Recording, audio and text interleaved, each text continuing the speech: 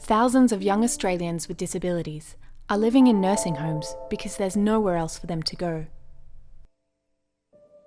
It's heartbreaking and needs to be fixed. Being forced to live in an aged care home can be a lonely experience for a young person. 82% never visit their friends, 13% hardly go outside. The Summer Foundation aims to raise awareness of the issue, keep it on the political agenda, and raise funds to build flexible housing models that give young people with disabilities a choice in where they live. I feel I am fighting for the rights of young people with disabilities because we're people too. My role is to educate the public about the actual current dilemma that the health system's facing. Because young people simply don't belong in nursing homes and it's not a good place for them to live. Ange, Michelle and Graydon are ambassadors for the Summer Foundation. All three are recovering from acquired brain injury and use their experience living in nursing homes to raise funds and awareness of the issue. It's important that I speak to the people because they can see that I do actually know what I'm saying. 27-year-old Ange Barker talks about her personal struggle to highlight the issue. At 16, a brutal assault by her ex-boyfriend led to a traumatic brain injury.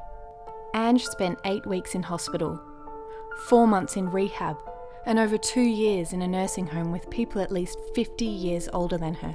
I was only a 17-year-old girl in a nursing home. I mean, how does that make sense to anyone? But I had no privacy or dignity.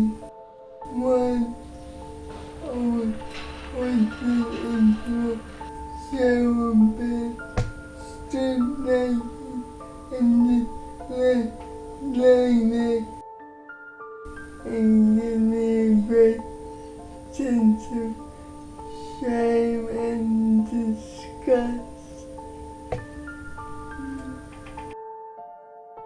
Graydon Moore led an active life and had a bright future ahead of him until at 23, a traumatic skateboarding accident left him with severe acquired brain injury.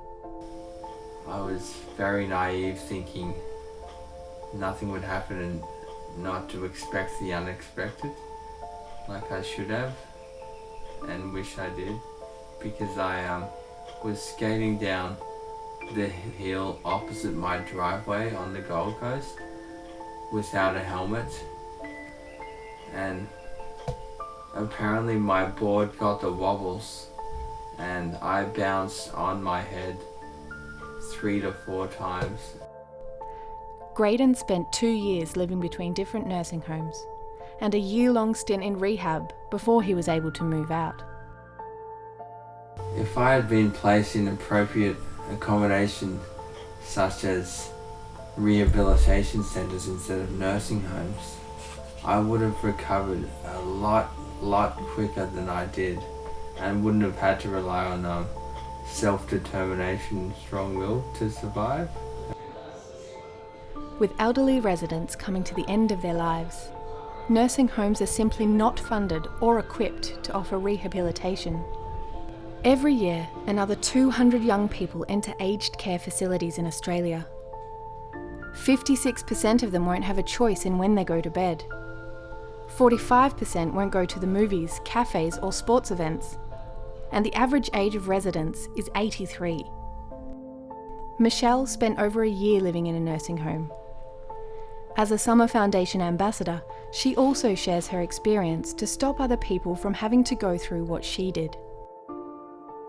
3 days after her 19th birthday, Michelle had an asthma attack, which left her brain starved of oxygen for over 10 minutes. She had to relearn to talk, walk, eat, and function. That was making me very sad to think I was living in a place just like this. I could never imagine having to live in a nursing home again. Just really lonely.